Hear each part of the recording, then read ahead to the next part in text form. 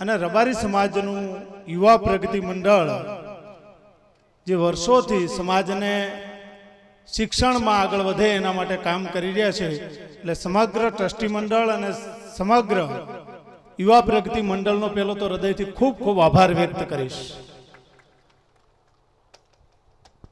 ટૂંકમાં કીધું છે એટલે ટૂંકમાં બધી વાત પૂરી પણ કરવી પડશે.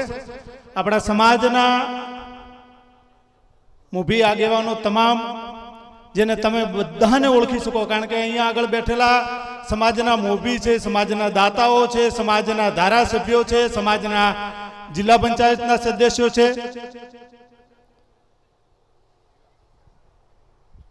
અને જેને સમાજને કંઈક આપ્યું છે.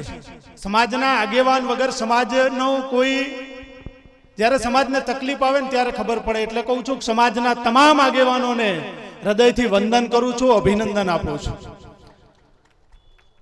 તમામ ટ્રસ્ટી મંડળને પણ હૃદયથી અભિનંદન આપું છું, કારણ કે બેન શ્રી મમતાબેને તમારા શિક્ષણનો અહેવાલ રજૂ કર્યો, શરૂઆતથી કરી અને છેક સુધીનો. એમાં તમારી પ્રગતિ થઈ છે. એમણે જે એમના અનુભવો રજૂ કર્યા એ તમારી સમક્ષ હૃદયથી અભિનંદનને પાત્ર છે. અહીંયા જે દીકરીઓએ આપણી સમક્ષ જે કાર્યક્રમો રજૂ કર્યા,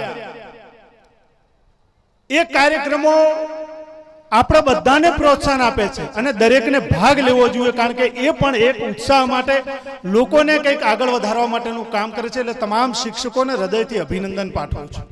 એની સાથે સાથે આ બધી જ વાતો ટૂંકમાં એટલા માટે કહું છું, કારણ કે આપણા દાતાઓ, આપણા બધા મહેમાનો ઘણા બધા બોલવાના છે. એક બાબતની નોંધ રાખવાની, જે આપણા સંચાલક છે એમણે આખો હિસાબ રજૂ કર્યો, પારદર્શકતા રજૂ કરી. સાહેબ, મને ખૂબ ગમે છે, એમને હૃદયથી અભિનંદન પાઠવું છું. માન્ય શ્રી, પ્રમુખ શ્રી અને આખા ટ્રસ્ટી મંડળને અભિનંદન પાઠવું છું. તમને પારદર્શકતા રજૂ કરી કે અમે આટલા ખર્ચા કર્યા, આટલા પૈસા આવ્યા છે, આટલા દાતાશ્રીઓએ અહીંયા દાન આપ્યું છે. અને તમામ દાતાઓ આજે જેમણે દાન આપ્યું છે એમને, અને જેમણે આ સંસ્થાને ઊભી કરવા માટે ગણીને મહેનત કરી છે, એવા તમામ દાતાઓ અને જે લોકો યુવાનો મહેનત કરે, જેણે મહેનત કરી છે, જેણે આ સંસ્થાને ઊભી કરી છે, એ બધા જ અહીંયા બેસી રહ્યા, ક્યાંય આગળ આવતા નથી. એટલે એ પણ આપણા માટે ગૌરવની વસ્તુ છે. એટલે એવા લોકોને, પડદા પાછળ રહીને કામ કરતા એવા તમામ માણસોને હું હૃદયથી અભિનંદન પાઠવું છું. આપનો આભાર પણ માનું છું કે આ સમાજને એક સાચી દિશા આપી.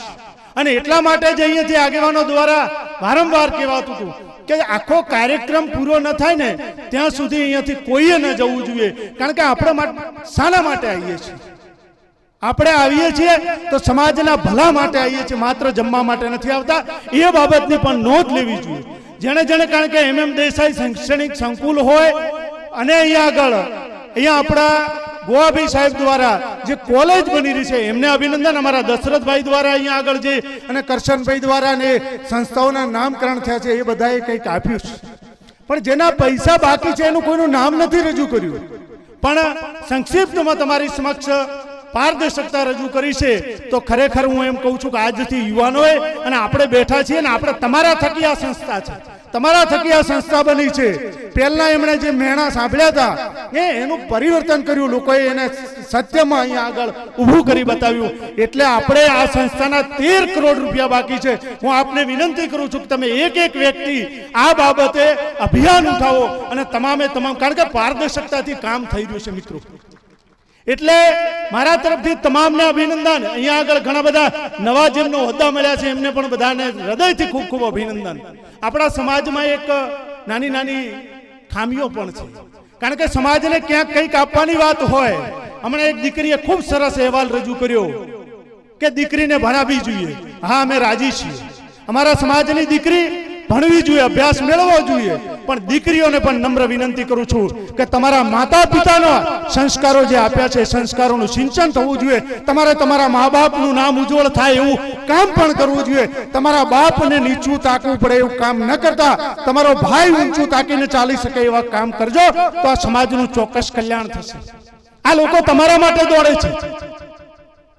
તમે ચૂંટણીઓ આવશે જશે, કોંગ્રેસમાં છે કોંગ્રેસમાં, આપમાં છે આપમાં, ભાજપમાં છે ભાજપમાં કામ કરશે.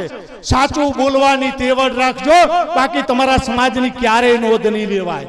સાહેબ જન્મ લીધો, તમે જન્મ લીધો, મને પણ 48 વર્ષ થવાયા છે, કેટલું જીવશું એ આપણે લખી નથી લીધું.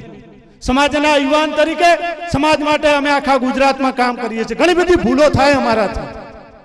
કામ કરતો એ માણસથી ભૂલ થાય, કામ ન કરતો એનાથી ભૂલ ન થાય. એટલે સમાજનો કોઈ યુવાન આગેવાન ભૂલ કરે તો એને એક વખત મળો, એની ભૂલ સુધારવા માટેની તમે બધા મહેનત કરો અને એને કે બહાર પાડીને આ સોશિયલ મીડિયા છે એનો સદુપયોગ કરજો. સોશિયલ મીડિયામાં કોઈ કે સોશિયલ મીડિયામાં ના રહેવું જોઈએ. આજે સોશિયલ મીડિયા જેવો જમાનો છે કે સોશિયલ મીડિયા થકી જ આપણે આ બધું કરી શકીએ છીએ. એટલે સોશિયલ મીડિયાનો સદુપયોગ કરો, સમાજમાં ખોટા કુરિવાજો વ્યસનથી મુક્ત બનો અને સમાજની ખૂબ પ્રગતિ થાય એવી હૃદયથી ખૂબ ખૂબ શુભકામનાઓ પાઠવું છું. સમાજના દરેક વ્યક્તિ ખૂબ આગળ વધે અને પ્રગતિ કરે એવી હૃદયની ભાવના સાથે મારી વાણી અહીંયા આગળ રજૂ કરવાનો જે સંસ્થાના સંસ્થાપકોએ મને સમય આપ્યો બદલ હૃદયથી ખૂબ ખૂબ આભાર. આપ સૌનો હૃદયથી ખૂબ ખૂબ આભાર. કારણ કે મને આમ તો મારું વતન વાવ થરાદ છે, પણ કર્મભૂમિ મેં આ બનાસકાંઠા પાલનપુરને બનાવી છે, મને ખૂબ પ્રેમ આપ્યો છે. હું સમાજનો હૃદયથી ખૂબ ખૂબ આભાર વ્યક્ત કરું છું. જય હિન્દ, જય જય ગરવી ગુજરાત.